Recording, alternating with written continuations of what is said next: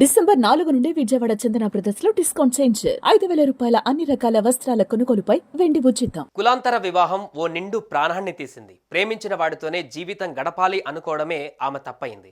పెళ్లి చేసుకుని కరెక్ట్గా నెల రోజులు కాగానే కులాంతర వివాహం చేసుకున్నందుకు సొంత తమ్ముడే అక్కను కారుతో ఢీకొట్టి కత్తితో కిరాతకంగా నరికి చంపేశాడు.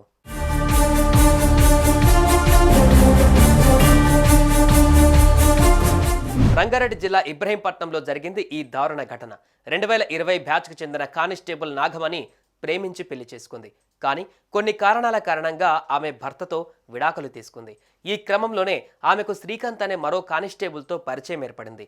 ఇద్దరు రాయపోల్ ప్రాంతానికి చెందిన వారే కావడంతో అప్పుడప్పుడు కలుసుకునేవారు. అలా వారి స్నేహం కాస్త ప్రేమగా మారింది. దీంతో శ్రీకాంత్ నాగమణి నవంబర్ 1వ తేదీన యాదగిరిగుట్టలో పెళ్లి చేసుకున్నారు.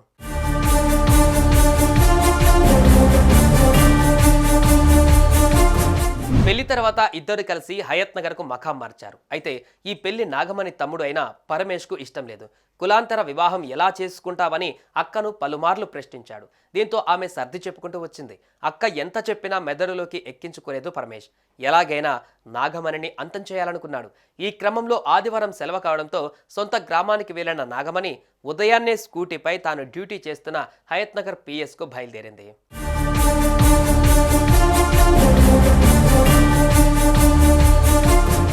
ఈ క్రమంలో కాపుగాసిన పరమేష్ అక్కను వెంబడించారు. నిర్మానుష్య ప్రాంతంలో ఆమె స్కూటీని మొదట కారుతో ఢీకొట్టాడు. ఆ తర్వాత తనతో తెచ్చుకున్న కొడవలితో మెడ నరికాడు. దీంతో ఆమె అక్కడికక్కడే మృతి చెందింది. సమాచారం అందుకున్న పోలీసులు ఘటనా స్థలానికి చేరుకున్నారు. మృతదేహాన్ని పోస్టుమార్టం నిమిత్తం ఆసుపత్రికి తరలించారు. అటు నాగమణి తమ్ముడు పరమేష్ను అదుపులోకి తీసుకొని విచారణ జరుపుతున్నారు.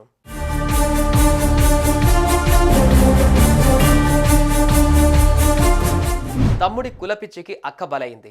తల్లిదండ్రులు లేకపోవడంతో తమ్ముడిని కొడుకులా చూసుకుంటుంది నాగమణి. కానీ పరమేష్ మాత్రం అక్కను అమ్మ అనుకోలేదు. కులాంతర వివాహం చేసుకున్నందుకు ఆమెను అంతం చేయాలనుకున్నాడు. ఇప్పుడు కటకటాల పాలయ్యాడు. సుమన్ టీవీలో మీ పర్సనల్ అండ్ బిజినెస్ ప్రమోషన్స్ కోసం కింది నెంబర్కి కాంటాక్ట్ చేయండి.